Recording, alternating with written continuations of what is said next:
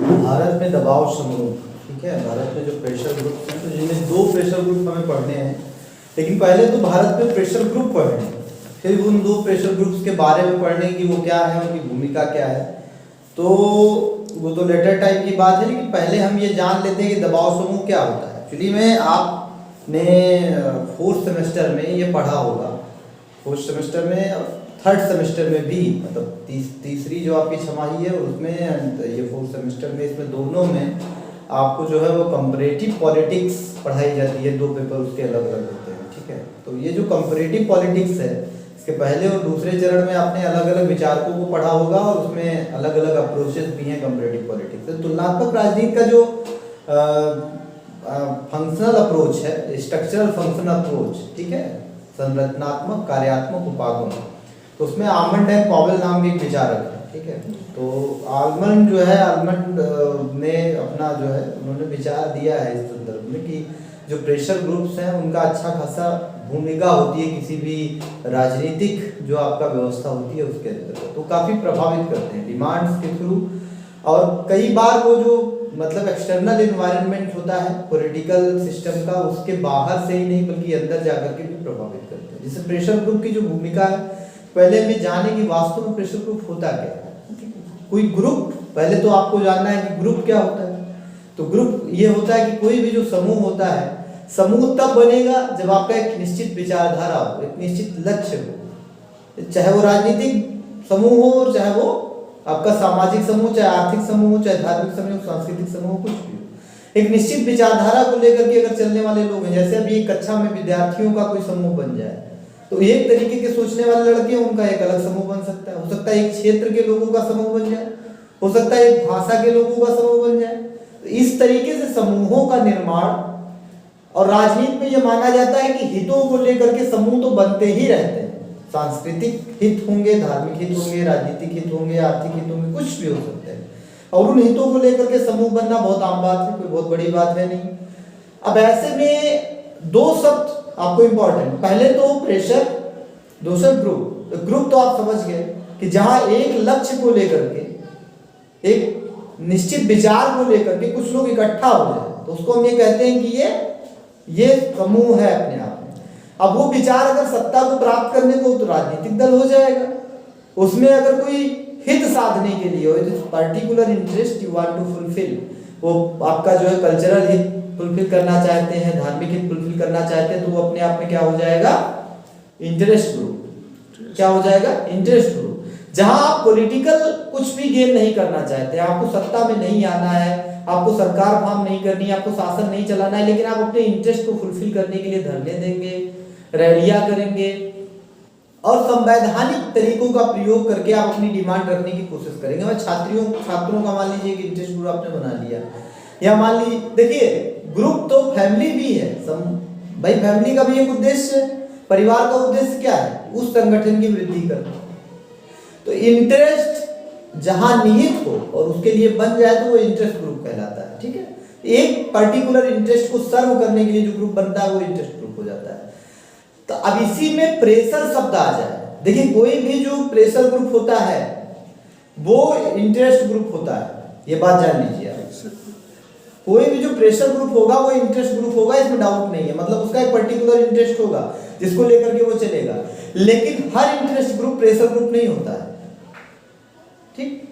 जैसे वो भारतीय तो है, हर आदमी जो रहता है उत्तर प्रदेश में रहेगा, बिहार में रहेगा, बंगाल में रहेगा, वो हर आदमी भारतीय है, लेकिन हर आदमी बिहारी नहीं है। बिहार वाला बिहारी भी है और भारतीय भी है, ठीक। तो जो प्रेशर ग्रुप है वो क्या है, प्रेशर ग्रुप इंटरेस्ट ग्रुप है, लेकिन हर इंटरेस्ट ग्रुप प्रेशर ग्रुप नहीं। तो अब अभी जानना पड़ेगा कि भाई तो फिर प्रेशर ग्रुप और इंटरेस्ट ग्रुप में अंतर क्या होता है।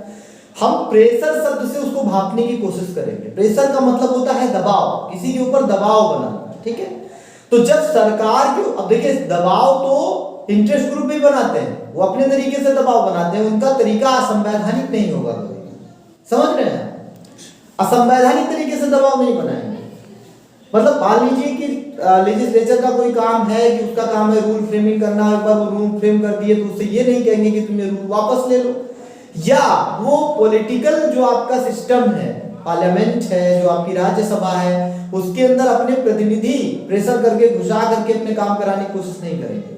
जैसे आप अमेरिका में अगर प्रेशर ग्रुप की भूमिका पढ़िए तो उसमें तो ये कहा जाता है कि they are the third house, तृतीय सदन है। सोच लीजिए आप, उनको तृतीय सदन कहा गया है, अदृश्य साम्राज्य कहा गया है। सोच लीजिए आप, वो दिखाई न देने वाले साम्राज्य, हिडन एम्पायर्स। आप सोच लीजिए, इतनी बड़ी भूमिका है उनकी। भारत में खैर इतनी भूमिका नहीं है, बहुत बड़ी भूमिका नहीं है, लेकिन फिर भी यहाँ भी वो प्रभावित करते हैं।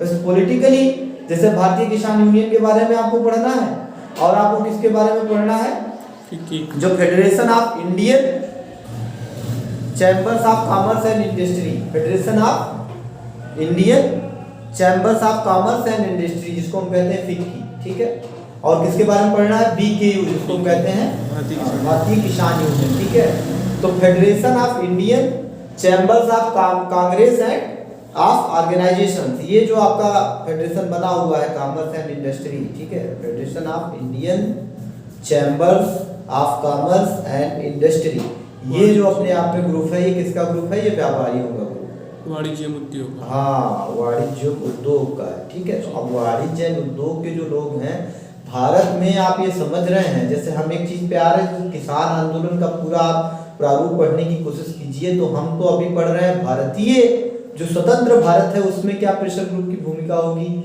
लेकिन इससे पहले अगर आप चले जाइए, जैसे हमें देखते हैं ना कि भारत में जब संगठन बनना शुरू हुए हैं तो पहले दो प्रकार के प्रमुख संगठन बने, या दो प्रकार के प्रमुख सामाजिक आंदोलन आपके सामने, उसमें कृषक और दूसरे जो है वो व्यापारी, जैसे महाजन सभा, मद्रास सभा, ये सब आपने सुना होगा, 1876 वगैरह के आसपास में ये बनते हैं, ठीक है।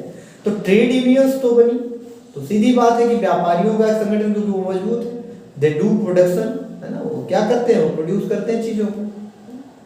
भाई जैसे फैक्ट्रीज क्या है, ट्रेड का मतलब ये नहीं सिर्फ बेचना, मतलब ये है कि रॉ मटेरियल उनको मिल जाए, रॉ मटेरियल से फर्निश चीजें प्रोड्यूस करना, ये काम है उनका, तो वो भी उत्पादन के काम में तल्लीन है।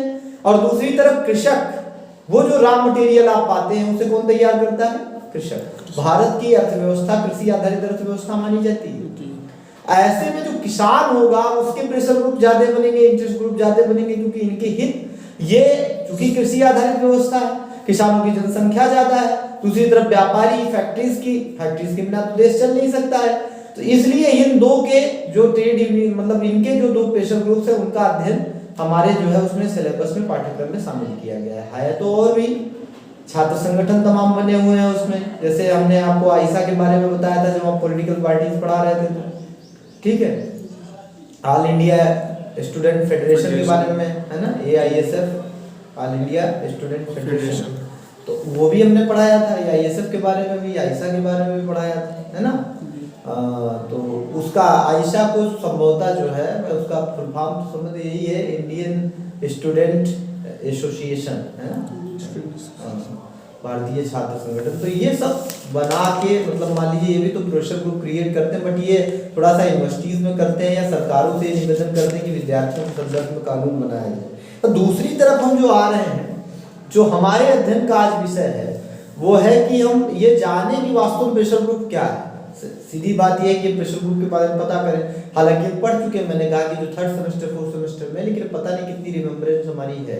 तो बेसिकली जो आपका प्रेशर ग्रुप है, प्रेशर ग्रुप की जो स्टडी है मेजर रूप से वो शुरू होती है अमेरिकन पॉलिटिक्स से, और हम उससे भी पहले चले जाते थिंकर्स में, हमने आपको आल्बर्ट पावेल का नाम लिया, उनसे तो बेसिकली शुरू होती है। उनको लगता है कि ये प्रभावित करते हैं पॉलिटिकल सिस्टम को, काफी प्रभावित करते हैं, तो इनकी स्टडी होनी चाहिए।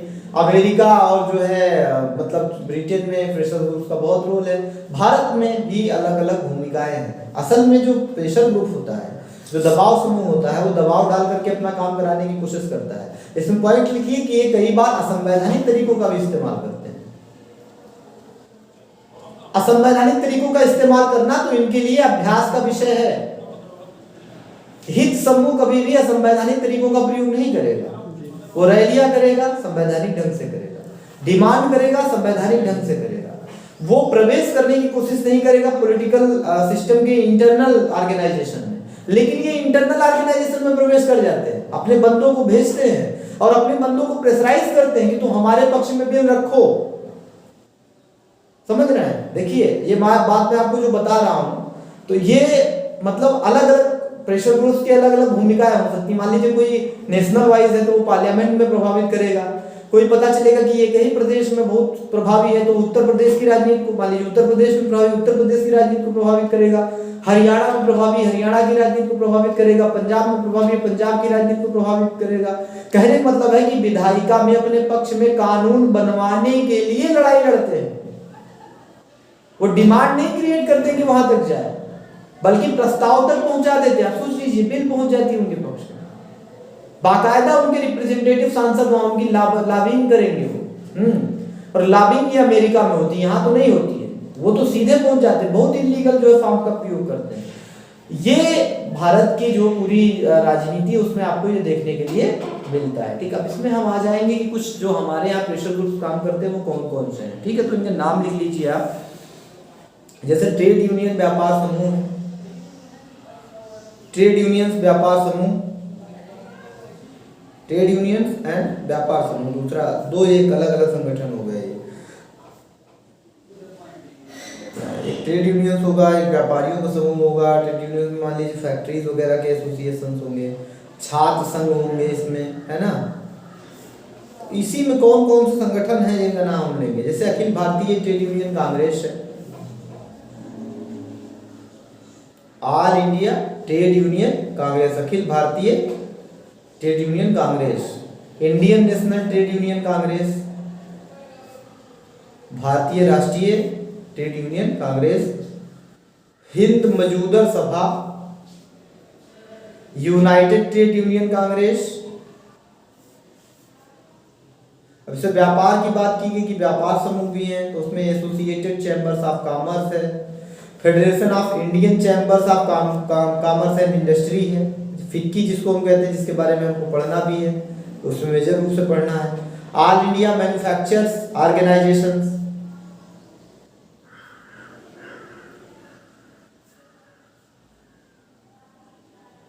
तमाम सारे कृषक संगठन हैं, जैसे भारतीय किसान यूनियन हमको पढ़ना है।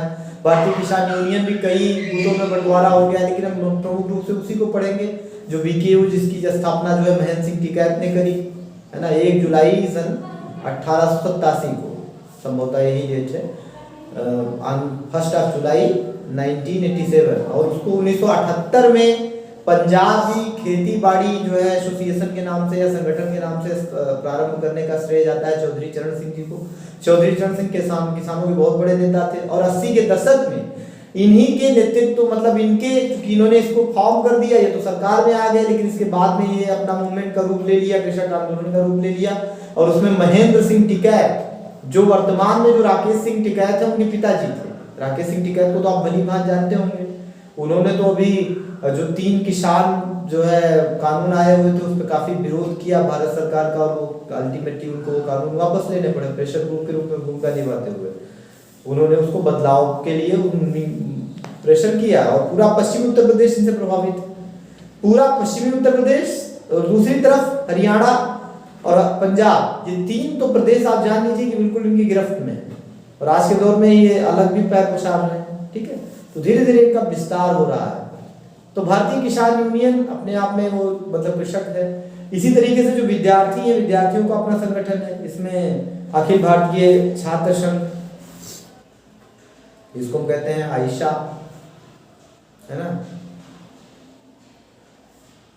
छात्रों की राष्ट्रीय यूनियन, अखिल भारतीय विद्यार्थी परिषद ABVP, इसके बारे में भी आप जानते होंगे। तो ये सब अपने आप में प्रेशर ग्रुप है। ठीक है, अभी तो पॉलिटिकल पार्टीज में नए नए प्रेशर ग्रुप क्रिएट होना शुरू हो गए हैं, युवा मोर्चा, अनुसूचित जाति मोर्चा, ये सब नहीं, ये तो सब क्या है, this is kind of pressure group. ठीक है, प्रेशर ग्रुप्स को पढ़िए, प्रेशर ग्रुप की जो भूमिका को पढ़िए। जैसे उनमें मैंने कहा ना कि वो पॉलिटिकली वो चुनाव नहीं लड़ सकते, युवा मोर्चा का आदमी तो चुनाव नहीं लड़, भारतीय जनता पार्टी का आदमी चुनाव लड़ेगा, लेकिन युवा मोर्चा के बंदे, भैया युवा मोर्चा से निकल करके भारतीय जनता पार्टी में आए हो तो जाओगे तो युवा मोर्चा से जुड़े हुए मुद्दों को लेकर के या यूथ से जुड़े हुए मुद्दों को लेकर के आपको आगे चलना पड़ेगा।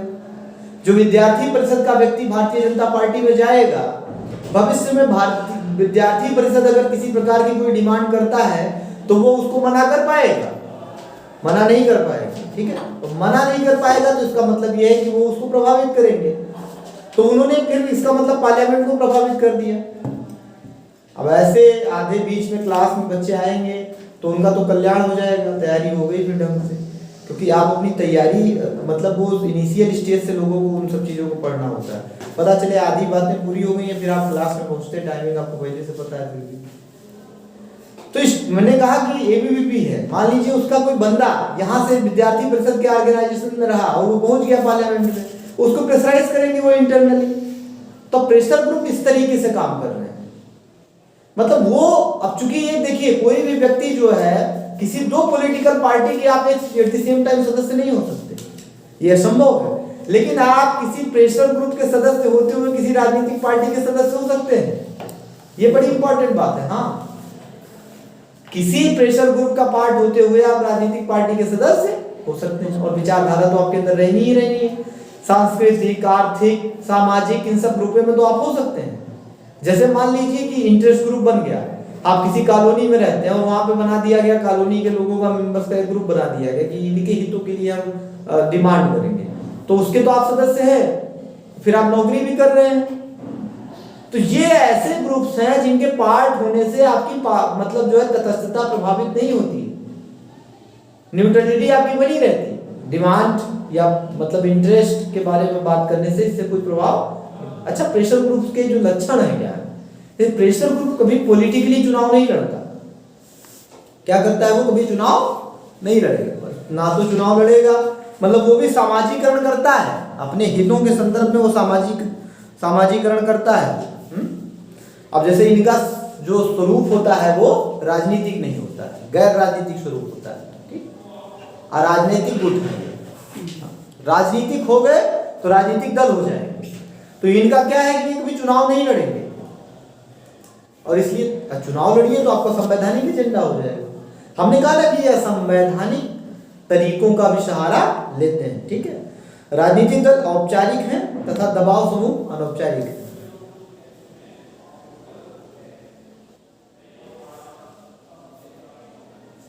अब कोई भी जो राजनीतिक दल होगा उसके हित क्या होंगे? उसके तो सार्वजनिक हित होते हैं, सार्वजनिक हितों को लेकर के चलता है। लेकिन जो दबाव समूह होता है उसे सार्वजनिक हित से कोई मतलब नहीं है। दबाव समूह उस जिस समूह से मिलकर के बना है उसी के हितों के बारे में बात करेगा। अब किसानों के हित की बात कर रहे हैं तो उसमें विद्यार्थी चाहे गड़ जाए धस जाए उनसे कोई मतलब नहीं। गौर कीजिए इस बात को। वो जब अपने हितों की बात कर रहे होंगे तो संविधान कहाँ है उनको मतलब नहीं।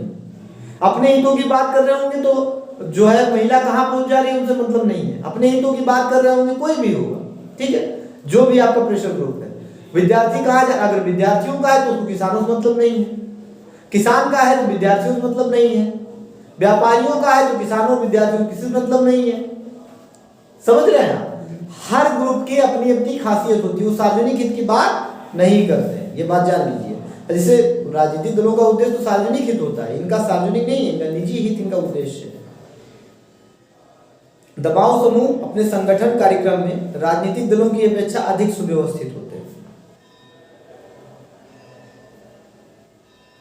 इनका तो कार्यक्रम है, इनका तो एजेंडा है, संगठन भी जबरदस्त है ना।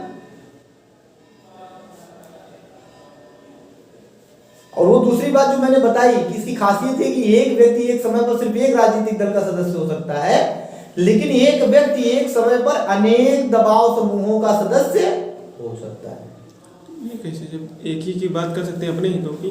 नहीं, वो अलग अलग। जैसे मान लीजिए कि कोई आदमी व्यापारी भी है तो व्यापारियों का जो आपका संगठन है फिक्की, उसमें भी शामिल हो जाएगा, है ना।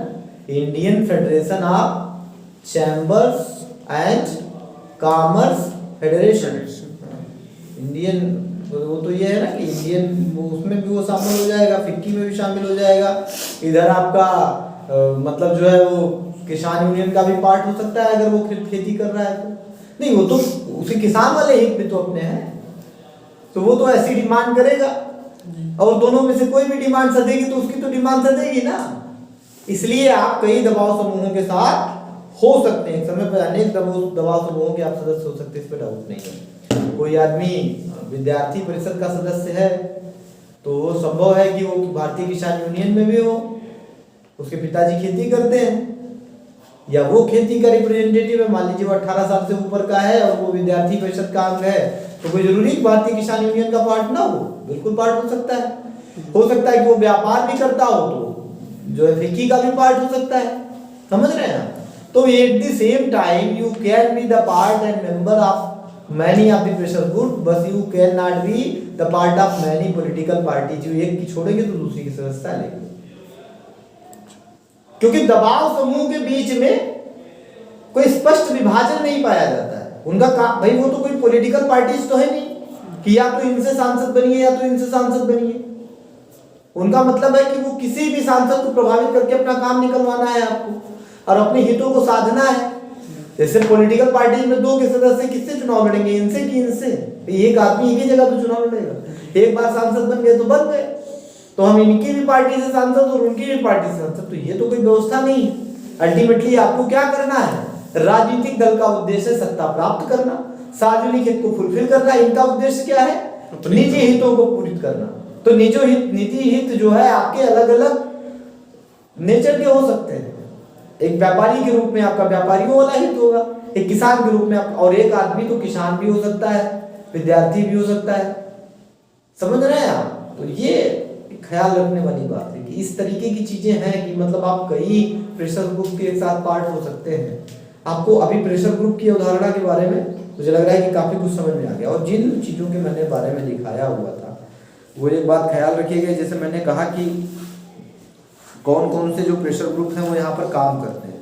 अच्छा, ये मतलब इनकी जो स्थिति होती है, जो दबाव समूह होते हैं, दबाव समूह जो है, कुछ भी जो दबाव समूह होगा वो कुछ स्थायी होते हैं, कुछ अस्थायी होते हैं, और कुछ पॉलिटिकल होते हैं, कुछ नॉन पॉलिटिकल। बहुत सारे ऐसा जो है, मतलब बहुत सारे ऐसे पॉलिटिकल भी बन गए हैं अभी आज के दौर में। उन अस्थायी समूह क्या है? जैसे किसान यूनियन है, तो वो तो परमानेंटली, मतलब मान लीजिए भाकियों को हमने बताया परमानेंटली। विद्यार्थी परिषद, विद्यार्थी तो रहेगा, शुरू से अंत तक रहने वाला है। कुछ दबाव समूह त्वरित बनते हैं, उनको एक उनका पर्टिकुलर एजेंडा है। जैसे अभी मेधा पाटकर का आंदोलन चला, नर्मदा बचाओ, तो एक बार बन गया, खत्म कहानी हो गई। अभी नर्मदा बचाओ आंदोलन की तो भूमिका समाप्त हो जाएगी ना। अब या मान लीजिए कि कुछ भी है, एक पर्टिकुलर निहित क्षेत्रीय उद्देश्य को लेकर के अगर दबाव समूह बनता है तो उसका जो नेचर होगा वो अस्थायी होगा, अनस्टेबल होगा, वो ज्यादा दिन तक नहीं रहेगा, स्टेबिलिटी उसमें नहीं पाई जाएगी, परमानेंसी नहीं, नॉन परमानेंट होगा। जैसे मान लीजिए कि बाढ़ को लेकर के एक एसोसिएशन बन गया, अब हमारे यहाँ जो प्रेशर ग्रुप क्रिएट किया गया है। जैसे हम आपको एक उदाहरण दे, अपने जिले से उदाहरण दे दें, तो हमारे यहाँ की बार बाढ़ भयंकर तरीके से आई, तो हमारे यहाँ एक नेता हैं, किसानों के नेता हैं, he is a agricultural leader, farmers leader we can say. वो जिला पंचायत सदस्य भी पूर्व में रहे, प्रहलाद सिंह, और उसके अलावा भी तमाम सारे लोग आए। उसमें जो हमारे यहाँ जो कृषि में इस समय ज्यादा इन्वॉल्व हो जाती है वो कुर्मी जाती है, ठीक है, तो उनके भी बहुत सारे नेता उसमें आए, और उन सब लोगों ने मिलकर के, देखिए वैसे तो उन लोगों के बीच में कंट्राडिक्शन पाया जाता है, कम टू द पॉइंट। एक तरफ उनका जो है जातिगत प्रेशर ग्रुप अलग बना हुआ है, उनके कास्ट आधारित इंटरेस्ट ग्रुप पर प्रेशर ग्रुप्स हैं, कुर्मी महासभा, ब्राह्मण महासभा, क्षत्रिय महासभा उसके पार्ट है वो, they are also pressure groups are the interest group. गौर कीजिएगा, जाति आधारित भी प्रेशर ग्रुप्स बन सकते हैं, धर्म आधारित बन सकते हैं, संस्कृति आधारित बन सकते हैं, क्षेत्र आधारित बन सकते हैं, भाषा आधारित बन सकते हैं, व्यवसाय आधारित बन सकते हैं। जैसे हमने कहा कि व्यापारी हैं उनके बन सकते हैं, किसान के बन सकते हैं, छात्रों के बन सकते हैं, टीचर्स का एसोसिएशन बन सकता है ना। इसी तरह जाति की भी, तो मैंने ये कहा कि जब मतलब बाढ़ का मामला आया तो सबकी समस्या है। कोई ब्राह्मण होगा तो वो बाढ़ से प्रभावित नहीं होगा, कोई किसान होगा तो प्रभावित नहीं होगा, कुर्मी होगा तो प्रभावित नहीं होगा, जाहिर सी बात है, सब इकट्ठा हो गए। और उन लोगों ने बाढ़ मोर्चा, बाढ़ मतलब ये है ना कि राप्ती बचाओ, मतलब वो बन चलाया है ना, या तराई बचाओ मंच, कुछ भी बना लोगे, तराई मंच बना लिए, कुछ भी बना लिए, उन लोगों ने बाढ़ को लेकर के एक मंच तैयार किया, और उस मंच में सब लोग इकट्ठा हो गए, सब इकट्ठे आए, तो वो अलग अलग प्रेशर ग्रुप्स के भी सदस्य हैं, उसमें बहुत सारे तो विद्यार्थी परिषद के लड़के भी शामिल हुए और उनको बाकायदा पदाधिकारी बनाया गया। बहुत सारे युवा मोर्चा के लोग हैं, भारतीय जनता युवा मोर्चा के साथी, उसमें आप भी आ गए। अब वो अपनी ही पॉलिटिकल पार्टी में प्रेशर बना रहे हैं, आप और कीजिए, बाढ़ का मुद्दा क्षेत्रीय मुद्दा है, नॉन परमानेंट है, एक बार साल हो गया तो वो आगे नहीं बढ़ेगा। देखो अस्थायी हम अभी बता रहे हैं प्रेशर ग्रुप का उदाहरण, और इसी में आपको ये भी नेचर बता रहे हैं कि कैसे आप कई ग्रुपों के सदस्य हो सकते हैं। भारतीय जनता युवा मोर्चा का आदमी भी उस बाढ़ से जनता को बचाने वाले मोर्चे का सदस्य है, और फ्यूचर में किसके ऊपर प्रेशर क्रिएट करेगा? जाहिर सी बात है कि भारतीय जनता पार्टी की यहाँ सरकार है तो उसके ऊपर करेगा, जबकि वो इसका इंटीग्रल पार्ट भी है। तो आप एक और कीजिए, अपनी ही सरकार के खिलाफ खड़े हो जाएंगे कुछ मुद्दों को लेकर, क्षेत्रीय मुद्दों को लेकर। लेकिन ये अनस्टेबल है, अगर हम परमानेंटली आपके विरोधी थोड़े हैं, कोई ऐसा संगठन थोड़े बनाने जा रहे हैं जो बहुत ट्रस्ट इन करेगा। लेकिन इसको अभी क्या इसका लक्ष्य है? एक बार बाढ़ का मामला सॉल्व हो गया, फिर अगर उन लोगों को आप इकट्ठा करना चाहेंगे तो कहीं नहीं, तुम्हारा तो हमारा विद्रोह है, तुम तो क्षत्रिय हो, हम तो कुर्मी है, हमारी तुम्हारी कौन सी पटरी? लेकिन अभी बाढ़ वाले मुद्दे पर पटरी है, तो वहां इकट्ठा हो गए, वहां ब्राह्मण भी हैं, क्षत्रिय भी हैं, वैश्य भी हैं, सब एक दूसरे के साथ। समझ में आई बात? इस तरीके से अलग अलग प्रेशर ग्रुप के सदस्य होकर के, और ये मतलब स्थायी स्थायित्व की भी पार्ट है। जैसे भारतीय किसान यूनियन है तो उसका लक्ष्य कोई मतलब त्वरित नहीं है कि एक बार किसानों का मामला सॉल्व किए और खत्म हो जाएगा। नए लक्ष्य रखेंगे, वो तो परमानेंट है, बहुत दिन से चला आ रहा है, क्योंकि 1 जुलाई 1987 को स्थापित हुआ। 1978 में उसको जो है पंजाब खेती बाड़ी संगठन के नाम से प्रारंभ होता है और आगे बढ़ता चला जाता है। तो हमें कह रहे हैं कि उसके फॉर्मेशन रिफॉर्मेशन तो चलते रहने हैं, उसमें कोई डाउट नहीं है ना। तो अब ये बड़ी बात है कि ये गौरतलब बात है कि आप देखिए कि जो स्थायित्व और अस्थायी मतलब होते हैं, अस्थायी और अस्थायी, इनकी नेचर, इनकी प्रकृति क्या होगी, इसको भी आपको समझना है। जब आप व्याख्या करेंगे तो आप इनको लिखिए कि कुछ स्थायी होंगे प्रेशर ग्रुप का, अस्थायी होंगे प्रेशर ग्रुप, और स्थायी होंगे तो उनके जो एजेंडे होंगे वो कैसे होंगे, उनके एजेंडे में परिवर्तन भी होता रहता है। जैसे हम पॉलिटिकल पार्टी पढ़ाते हुए बताए थे कि पॉलिटिकल पार्टी बहुत दिन तक रहेंगी ना तो उनकी विचारधारा में परिवर्तन होगा, उदारवादी हो जाएंगे। भारतीय जनता पार्टी उदारवादी हो गई। सन 1999 में जो उसने संगठन बनाया, दिन भर बात करने वाले, हिंदुओं की बात करने वाले लोगों ने कहा कि 370 हमारा मुद्दा नहीं है जनाब। ये बड़ी गौर करने वाली बात है। भारतीय जनता पार्टी का जब एनडीए नामक गठबंधन बना, सभी घटक दलों के साथ मिलकर के, उसमें ममता बनर्जी भी शामिल थी, और 1999 में भारतीय जनता पार्टी ने राम मंदिर को द्वितीय मुद्दा बना दिया, धारा 370 को द्वितीय मुद्दा बना दिया, and it was the primary objective of Bharatiya Janata party, द्वितीय हो गए, क्योंकि वो परमानेंट हैं। उनको सत्ता में रहने के लिए कुछ जो करना है वो करेंगे, विचारधारा में परिवर्तन लाएंगे समय। लेकिन इनका क्या है? बाढ़ बचाओ तो बचाओ, नर्मदा बचाओ तो बचाओ। मेधा पाटकर ने नर्मदा बचाओ आंदोलन चलाया, है ना। तो ये सब चीजें जो है आपको गौर करनी है कि ये प्रेशर ग्रुप की अपनी अपनी भूमिका होती है। अब हम आते हैं भारतीय किसान यूनियन पर। भारतीय किसान यूनियन की जो अवधारणा है वो बेसिकली क्या है, किन विचारों को लेकर के वो बना था, किन विचारों को लेकर के आज के दौर में आगे बढ़ रहा है, ये बहुत गौर करने वाली बात है। अच्छा, भारतीय किसान यूनियन की मैंने जो स्थापना वाली बात कही है तो आपने नोट ही कर लिया कि कब वो रखा गया था, फाउंड कब किया गया था। हमने देखा कि 1 जुलाई सन 1987 को फार्म हुआ, लेकिन उसमें जिन जो है संगठनों को सक्सेस किया, जो उससे पहले संगठन बने होते, जैसे पंजाब खेती बाड़ी यूनियन जो हमने कहा कि आपके जो है चौधरी चरण सिंह के द्वारा स्थापित किया गया था, किसान संघर्ष समिति जो हरियाणा की थी, और इस समय आपका रायतू संघ जो था कर्नाटका का था, ये भी किसानों की बात करता था, और व्यवसायिगल संघम, ये तमिलनाडु का, व्यवसायिगल संघम तमिलनाडु का एसोसिएशन। तो इन सब को सक्सीड करके जो है भारतीय किसान यूनियन आया, और आज के दौर में भारत में पूरा ये विस्तृत होता चला जा रहा है, पूरे भारत में इसका विस्तार हो रहा है। शुरुआती दौर में भारतीय किसान यूनियन को एक कम्युनिटी का रिप्रेजेंटेटिव माना जाता था, क्योंकि आप देख रहे हैं कि जिन लोगों ने उसकी स्थापना की, 1 जुलाई में महेंद्र सिंह टिकैत 1 जुलाई 1987 को इसके प्रमुख लीडर बनते हैं, संस्थापक बनते हैं, फाउंडर बनते हैं।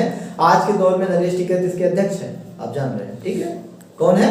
नरेश टिकैत, है ना। राकेश टिकैत इसके बड़े नेताओं में से एक हैं।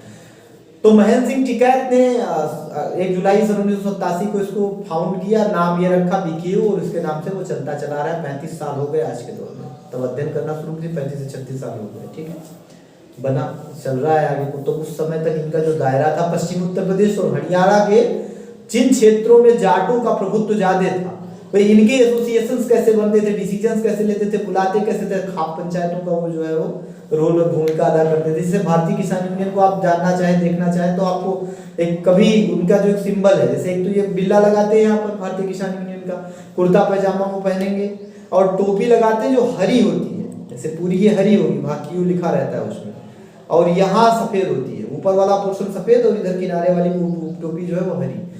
भारतीय किसान यूनियन को बहुत सारे प्रिविलेज भी मिलते हैं। जैसे भारतीय किसान यूनियन का सदस्य होने के नाते अगर आपके पास उसका कार्ड है तो आपको कहीं भी किसी भी टोल प्लाजा पर पैसे नहीं देने पड़ते हैं, आप गाड़ी ऐसे लेकर के जा सकते हैं।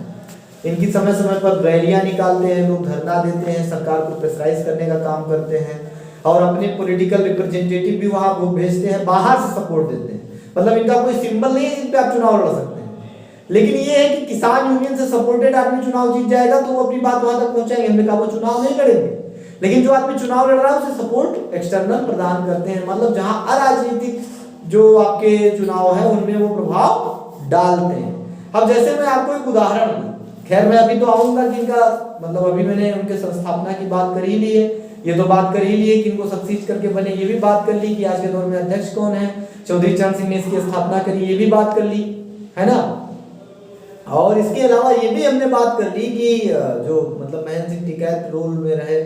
इधर ये भी है कि आपने 2018 में जो 3 किसान आंदोलन शुरू हुआ था, आप देख रहे हैं कि 3 जो नियम आए थे उसको लेकर के राकेश टिकैत ने पूरी लड़ाई लड़ी। खैर उस चीज को छोड़ दीजिए, अब नियम आते हैं, इससे पहले ये बात कर लें कि जो इनका विस्तार हुआ वो किस तरीके से हुआ।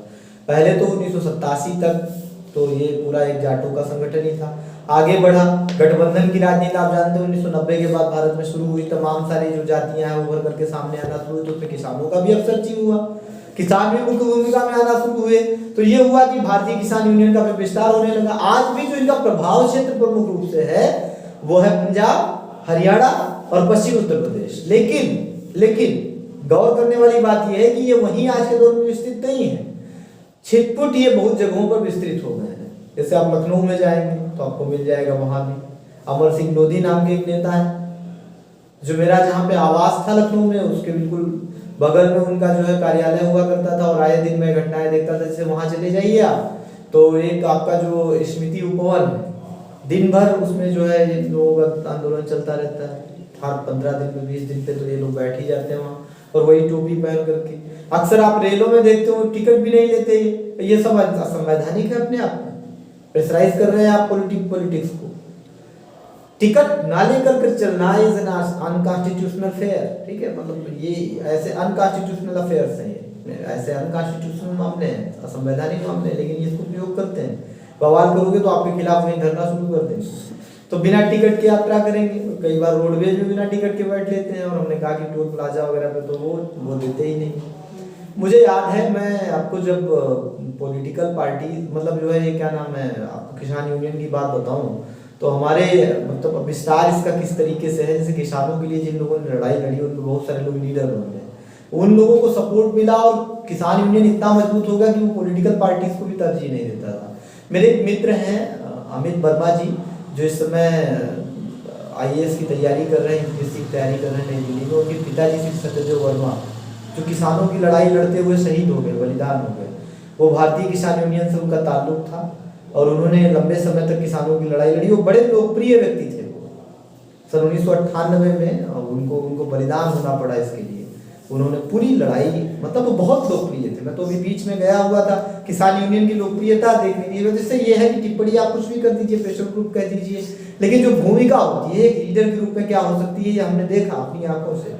हम गए हुए थे गाँव में उनके घूमने के लिए, तो ऐसे मैंने जिक्र करा, मैं बताया कि वो मेरे मित्र हैं। फिर लोग रोने लगे, जो पुराने किसान है वो फूट फूट करके रोने लगे कि हमने एक लीडर खो दिया, और उनका जाना अपने आप में हमारे लिए बड़े दुर्भाग्य का विषय है। बड़ी मतलब एक भावुक टेंडेंसी थी अपने आप। तो ये भूमिका भारतीय किसान यूनियन ने लोगों के बीच में बनाई। हालांकि अब चीजें बदलती चली जा रही हैं। इनके उद्देश्य क्या है, क्यों इनको फॉर्म किया गया था? तो हमने कहा कि जो हरियाणा है या जो पंजाब है या जो पश्चिमी उत्तर प्रदेश है उनके लिए इनको फॉर्म किया गया। तो बेसिकली वहां पर जो फसलें मुख्य रूप से उपजती हैं, जिनमें आपका गन्ना हो गया, जिनमें आपका गेहूं हो गया, गेहूं और गन्ने की खेती वहां व्यापक रूप से होती है। अब इनको छोड़ करके इनके तो वह न्यूनतम समर्थन मूल्य, जो सरकारी न्यूनतम समर्थन मूल्य है, उसको बढ़ावा देने का प्रेशर सरकार के ऊपर सदैव बनाते रहते हैं। हर साल भारत की जो सरकार है वो न्यूनतम समर्थन मूल्य घोषणा करती है कि सरकार इतने मूल्यों पर जो है वो किसानों का अनाज खरीदेगी। तो पंजाब, हरियाणा और जो आपका पश्चिमी उत्तर प्रदेश में सक्रिय जो किसान यूनियन के नेता हैं या जो इनके ऑर्गेनाइजेशंस हैं, वो या तो अपने पॉलिटिकल रिप्रेजेंटेटिव्स के थ्रू प्रेशर बना करके या धरने करके या रैलीज करके उस डिसीजन को प्रभावित करने की कोशिश करते हैं कि जो न्यूनतम समर्थन मूल्य है वो अधिक से अधिक हो। तो पहला एजेंडा इनका ये है, और चाहे वो गेहूं का हो और चाहे वो गन्ने का हो। तो पहले शुगर केन और दूसरी तरफ जो आपका गेहूं है, दो चीजों को तो ये प्रमुख रूप से प्रभावित करने की कोशिश कर रहे हैं। तो दो एजेंडे, पहली चीज। दूसरा एजेंडा इनका क्या है? ये तो ये एक एजेंडा, सिंगल एजेंडा हो गया कि न्यूनतम समर्थन मूल्य। अब गेहूं, गन्ना ये तो प्रमुख है। बात ये करते हैं कि सारे जितने भी फसलें होंगी उन सब के न्यूनतम समर्थन मूल्य बढ़ाए जाएं, सरकार उनको अधिक से अधिक समर्थन मूल्य पर खरीदे। ठीक है, न्यूनतम समर्थन मूल्य में वृद्धि हो, इससे कम पे ना खरीदे जाए। मान लीजिए आप 2300 दे रही है तो अगले साल वो महंगाई के अनुसार उसको 2500 करने की डिमांड करेंगे, 2600 करने की डिमांड करेंगे, बढ़ाइए। या गन्ने के जो चीनी मिलों के पास अटके हुए पैसे हैं उनको समय पर किसानों को भुगतान करना, इसको लेकर के प्रेशर बनाते हैं। और कई बार आप देखते हैं कि जब इस प्रेशर में सरकारें पड़ती भी हैं, किसान की बात होती है, कहते हैं कि हमने, जब कभी आप देखते हैं एजेंडा चलता है, पॉलिटिकल पार्टी चुनाव लड़ती है तो उसमें सबसे पहले लिखा रहेगा कि किसानों को सबसे ज्यादा हमने मतलब गन्ने के फंसे हुए पैसे दिलवाए, किसानों के कर्ज माफ करें। तमाम सारी बातें क्यों करते हैं या कर देंगे माफ, क्यों? इनका सपोर्ट लेने के लिए। आपके जब पार्टी के एजेंडे में चीजें शामिल होने लगे जो इनके एजेंडे में है, तो समझ लीजिए कि आप प्रेशर में हैं, प्रेशर करने का काम करते हो और प्रेशर कर ले। समझ रहे हैं? दूसरा जो इनका तथ्य है, ये तो पहली बात जिस पे ये लोग चल रहे हैं, तो पहला उद्देश्य मूलभूत कि न्यूनतम समर्थन मूल्य किसानों के जितने भी रॉ मटेरियल्स हैं, जो अनाज उत्पादित करते हैं, गन्ना उत्पादित करते हैं, कपास उत्पादित करते हैं, धान उत्पादित करते हैं, उन सब के न्यूनतम समर्थन मूल्य में वृद्धि हो। ठीक, सरकार उनको कम से कम अधिकतम मूल्य में खरीदे, कम से कम वाला अधिकतम मूल्य, ज्यादा में तो कितने में भी खरीद लीजिए, लेकिन जो minimum support price of the government है, that should increase from time to time according to the means price is higher, a price is going on every day continuously. महंगाई तो बढ़ ही रही है, सेल टैक्स लग रहे हैं, तमाम सारे जो ये आपका क्या नाम है, जीएसटी लग रहा है ना, बहुत सारे ऐसे इस तरीके के गुड्स एंड सर्विसेज। तो इससे क्या होता है कि अब वस्तु एवं सेवा कर आप लगा दिए, पता चला कि दाम बढ़ गया, तो वो चीजें को खरीदे। किसान भी तो खाना तो खाएगा ना, किसान भी तो कपड़े तो पहनेगा ना, किसान भी तो चप्पल तो पहनेगा ना, जूता तो पहनेगा ना, कार तो खरीदेगा ना, मोटरसाइकिल तो खरीदेगा, पेट्रोल तो खरीदेगा। तो इन सब पे टैक्स लगता है, तो महंगाई बढ़ रही है, उनको भी कष्ट होता है। आप हमारे अनाज का मूल्य भी बढ़ाइए, इनकी पहली डिमांड है। दूसरी डिमांड जिससे प्रमुख रूप से किन और चीजों पर ये बात करते हैं, तो ये कहते हैं कि जो इंटर स्टेट भारत में मतलब जो है उत्पादन है, जो कृषि उत्पादन है, उसका अंतरराज्यीय आवागमन सुनिश्चित कीजिए।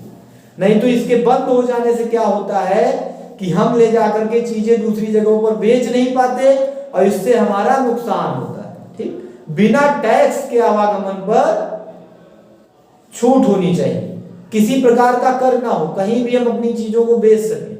समझ रहे हैं आप? तो इससे क्या होगा कि ठीक ठाक मूल्य जहां पर मिलेगा वहां जाकर के आप बेच सकते हैं। भाई सेब की डिमांड हिमाचल में तो कम है, अब प्रतिबंध आप लगा दीजिए कितने कर के बाद में उत्तर प्रदेश में आएगा, तो फिर कोई क्यों खरीदेगा?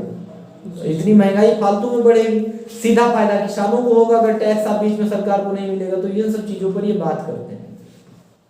खाद में सब्सिडी की बात करते हैं, जो फर्टिलाइजर्स हैं उन पर सब्सिडी मिले, है ना, फर्टिलाइजर में सब्सिडी मिले, बीज में सब्सिडी मिले, नए जो है कृषि उद्योगों की स्थापना हो, इन सब संदर्भों में बातचीत करते हैं। एक तो पहली चीज ये कि हर जगह सब्जी मंडी बनाई जाए, हर जिले में 1 2 3 4 मतलब जितने भी बड़े कस्बे हों वहां पर आप जिस तरीके से, जैसे हर जगह आप ये देखते हैं ना कि जो आपका मंडी होता है, मंडी स्थल, ठीक है, अनाज मंडी, सब्जी मंडी, जो है फल मंडी, ये सब बनाए जाए, सरकार इनकी व्यवस्था करे, भंडारण की उचित व्यवस्था करे।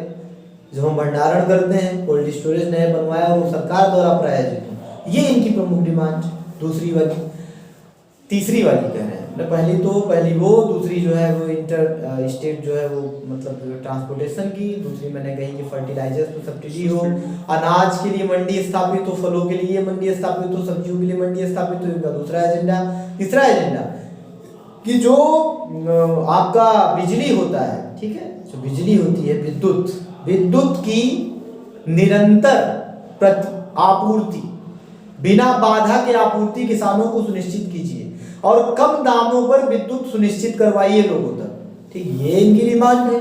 सिंचाई के ताकि साधन आसानी से उपलब्ध हो सके, नहरों का निर्माण कीजिए और नहरों का जो पानी मिलता है या जो ट्यूबवेल सरकारी लगाई जाती है उन पे उसको कर मुक्त करने की कोशिश कीजिए, पैसे कम से कम उस पे लीजिए या तो लीजिए ही मत, ठीक, ये इनकी डिमांड है। तो बेसिक डिमांड है। दूसरी इनकी मतलब जो है अगली इनकी डिमांड क्या है, जो उसको जो है लगातार उठाते रहते हैं कि किसानों को कम ब्याज पर जो है वो आप कर्जा मुहैया कराइए, लोन, हाँ लोन, ठीक है, कम ब्याज पर जो उनको ऋण मिले, लोन मिले, ताकि वो आसानी से अपने खेती वाले कार्यों को अंजाम दे सकें। और जो उनके पेंडिंग पैसे हैं लोन पर, जो उनके ब्याज वगैरह है उन पर छूट दीजिए आप। सरकार से इस तरह की डिमांड ये लगातार करते रहते हैं। एक और प्रमुख डिमांड जो भारतीय किसान यूनियन की है वो ये भी डिमांड करते हैं कि जो किसान हैं, है ना, किसान हैं उनको एक जो है भत्ता दिया जाए, पेंशन दिया जाए, तो जिसकी अब धीरे धीरे मतलब उसको एक रूप में स्वीकार करने की शायद कोशिश भी सरकार ने की है। तो भारतीय जनता पार्टी ने जो एक लागू किया है, इनका एक एजेंडा है किसान जनधन योजना। मैं तो उसके पक्ष में नहीं हूँ, भारतीय किसान यूनियन को कम से कम ये चीज अच्छी लग रही होगी मुझे लगता है। तो उनका एजेंडा है कि परमानेंट पेंशन की व्यवस्था हो। कोई आदमी किसान है तो इसमें इनको एक निर्धारित करना चाहिए दायरा कि कितने हद तक जो आदमी किसान है उसको मिलना चाहिए, कितने हद तक है उनको नहीं मिलना चाहिए। अब आप एक बात जान लीजिए, असल में भारत में जो कृषि है, अब इनके प्राजन कान से थोड़ी सी आलोचना पर आते हैं तो हम भारतीय किसान यूनियन को हम समाप्त मान लेंगे। इतना मुझे लगता है कि इन्फॉर्मेशन इनके बारे में पर्याप्त है, क्योंकि कुछ आपने जान लिया कि इनका नेचर क्या है, इनकी डिमांड्स क्या है। सामाजिक तो इनका दायरा आप जानते ही, किसानों के बीच में हमने कहा प्रमुख रूप से सक्रिय पंजाब, हरियाणा और आपके पश्चिमी उत्तर प्रदेश में, ठीक है। अब तो देश में वर्ल्ड वाइड इनका विकास हो रहा है।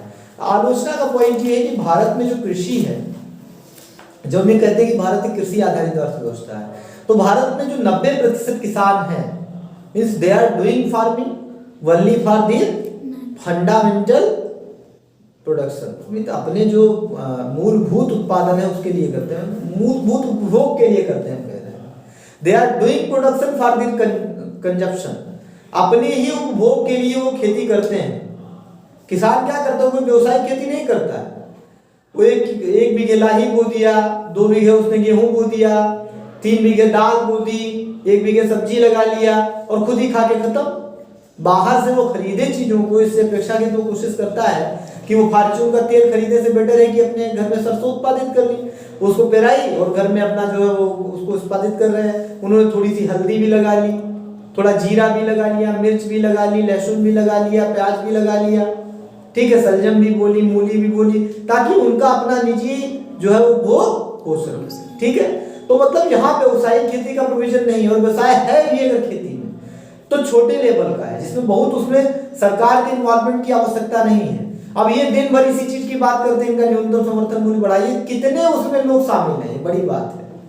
गेहूं कितना सरकार मतलब वो किसान बेचता है, तो ये जो बड़े किसानों का ग्रुप है, तो बड़े किसानों का ग्रुप होने के नाते इनका जो पीजेंट आपके जो एग्रीकल्चर सेक्टर से जुड़े हुए लोग हैं, जो फार्मर्स हैं, मतलब ग्रास रूट लेवल के जो फार्मर्स हैं, छोटे छोटे स्तर के जो फार्मर्स हैं, they are not associating themselves with them, उनके साथ वो जोड़ ही नहीं पा रहे हैं। ये अलग बात है कि उनको एक एजेंडे के तहत आप खड़ा कर लीजिए, अपने साथ जिंदाबाद मुर्दाबाद करने लगे। और जो हुआ भी किसान आंदोलन में, तो लोगों को पता भी नहीं चला कि क्या हुआ और क्या नहीं हुआ। बहुत सारे ऐसे लोग सपोर्ट करने वहां पहुंच गए जिनको कायदे से पता ही नहीं था कि किसान आंदोलन चल किस विषय पर रहा है, हो क्या रहा है, एक्चुअली सरकार ने बनाया क्या रूल है। संभव है कि राकेश टिकैत को भी ये बात मालूम न हो कि उन कानूनों में किस चीज की बात की गई थी, क्योंकि वो कितने बड़े विद्वान हैं हमें अच्छी तरह पता है। हमको क्या, आपको भी पता होगा कि बहुत बड़े पीएचडी हैं वो कृषि के विषय में। जैसे मेरा एक इंटरव्यू भी है, आप अगर यूट्यूब पे जाइए तो आपको मिल जाएगा। हमने एक जो है रूपा एस द्विवेदी है, रूपा हंसराज द्विवेदी, तो उनसे किसान जो है जो 3 बिल आए हुए थे किसानों के नाम पर, जो 3 कानून आए थे, तो उस पर हमने उनसे इंटरव्यू लिया था। She is a professor in horticulture department of Baba Sahab Bhimrao Ambedkar central university, ठीक है। तो उनसे मैंने इंटरव्यू करा और उन्होंने इंटरव्यू में मतलब मुकम्मल जवाब देने की कोशिश करी है, तो आप चाहें तो उसको सुन सकते हैं। क्या डिमांड कर रहे हैं किसान और वो उचित है कि नहीं उचित है, देखिए मेरा परसेप्शन नहीं था, उनका परसेप्शन था। उन्होंने जो बातें अपनी कही उस समय तो आप अखबार पढ़े होंगे तो आपको बहुत सारी चीजें पता चली। खैर उन सब चीजों को छोड़ दीजिए, आलोचना विषय यही है कि ये आज के दौर में भी 90% किसानों से खुद को जोड़ नहीं पाए। ये अभिजात संदर्भ बना है। जैसे राकेश टिकैत बड़ी बड़ी गाड़ियों में घूम रहे हैं, एसी कमरों में रह रहे हैं, या जहाँ पे आंदोलन कर रहे हैं वहां पे भी एसी लगा रहे हैं। किसान तो इन सब चीजों से महरूम है। किसान बेसिकली क्या है, उसके पास कुर्ते का इंतजाम हो जाए। जैसे आप किसान की जो संकल्पना है वो आपने क्या देखी है, एक सेर गेहूं के लिए बलिदान हो जाना। भैया आपने तो प्रेमचंद को पढ़ा होगा किसी की किस तरीके की व्यवस्था कर। हम ये नहीं कहते कि ये हालत होनी चाहिए किसानों की, लेकिन अल्टीमेटली जो हमारे यहाँ जोत कम है उसके कारण ऐसी स्थिति है। किसानों के पास खेत 2 से 3 बीघे, 90% किसानों के पास 2 से 3 बीघे खेत होता है। उसमें वो क्या व्यावसायिक खेती करेंगे? वो मेंथा बोते तो खाएंगे क्या भाई? और अनाज खरीद करके खाएंगे तो मेंथा से जो उत्पाद उन्होंने कमा भी लिया उससे कुछ बहुत कुछ होने वाला भला है नहीं उनका। तो पहले तो वो अपने पेट के संदर्भ में सोचते हैं। The ultimate demand of means ultimate desire, ultimate wish we can say will power of any जो है वो farmer is means in India means 90% of the farmers are fighting for their personal consumptions. सरसों, गेहूं, आलू सब उनके घर में होता है। हर चीज मल्टी डिसिप्लिनरी खेती करते हैं। सिर्फ मैं तो किसान का बेटा हूँ, मैंने इन सब चीज़ों को देखा अपने घर में। धान भी हो रहा है, चावल भी हो रहा है, अरहर लगा दे रहे हैं, मसूर भी लगा दे रहे हैं। तो हम लोग तो कभी इसका पार्ट भी नहीं बन सकते। तो एक वो तैयार करना पड़ेगा कि एक कॉमन इच्छा शक्ति तैयार करें। जैसे मुझे खाद की आप पता लग रहा है 1 साल में 1 बोरी की जरूरत है, उस पर हम सब्सिडाइजेशन की बात करके भी क्या कर लेंगे। और आपने कहा कि हमें मतलब जो उसमें छूट चाहिए बिजली में, तो हम 5000 वाट का जो कनेक्शन ले ले। पता चला कि उसमें आपका जो है वो मोटर मीटर जो लगा हुआ है, मीटर के खर्चे में हालत खराब हो जा रही है। कनेक्शन लेने में 10,000 लगे, वो खेती 2 बीघे, तो जरूरत ही नहीं। तो जो बड़े किसान हैं उनके इंटरेस्ट को फुलफिल करने की बहुत सारी बातें इसमें, तो उनको मिनिमम लेवल तक लाने की कोशिश करनी चाहिए। जैसे दूसरी तरफ न्यूनतम समर्थन मूल्य वाली जो बात है, उससे कहीं ना कहीं 90% किसान खुद को जोड़ पा रहा है। जैसे आप एक किसान पेंशन की बात कर रहे हैं, उससे खुद को जोड़ पा रहा है। लेकिन ये इंटर स्टेट जो है ट्रांसपोर्टेशन है, या गन्ने का जो मामला है, पश्चिमी उत्तर प्रदेश में सीमित रह जाएंगे आप। गन्ने की खेती उत्तर प्रदेश के अन्य इलाकों में कितनी होती है ये भी गौरतलब है। गेहूं की खेती कितनी होती है भी गौरतलब है। भाई बेसिकली इनका रहता है कि हमेशा गेहूं का मूल्य बढ़ाइए, मक्के का मूल्य क्यों नहीं बढ़ाए? बहराइच का किसान होगा सबसे ज्यादा किसान जो वो मक्का उत्पादित करता है वहां का, तो आप मक्के की भी डिमांड करिए ना कि उसको भी बढ़ाए। तो मक्के का क्या हो रहा है ऐसे कोई मतलब नहीं। तो धान गेहूं से मतलब है, जो उनकी 2 प्रमुख फसलें हैं जो जाट कम्युनिटी को प्रभावित करते हैं। गौर कीजिएगा, मैंने ये कम्युनिटी आंदोलन था शुरू में, खाप पंचायतों के थ्रू इनके एसोसिएशन तैयार होते थे। जाटों के अलावा इनका जो दायरा है डीपली वो कहीं पर है नहीं एक्चुअली में। गंभीर रूप से अगर गहराई से कहीं अंदर तक घुसे हुए हैं तो वो कहाँ है? जाटों के मतलब इनके जो संगठन है वो ज्यादा मजबूत है। तो जाटों के साथ इनका एसोसिएशन अधिक है, तो उसी रूप में अगर हम इनको देखने की कोशिश करें तो मुझे लगता है ज्यादा बेटर होगा। तो ये उस दायरे से अगर बाहर निकले तो मुझे लगता है कि भाग्यों का जो लक्ष्य है वो सफल होगा। कल हम जो फिक्की है उसके बारे में पढ़ेंगे, ठीक है।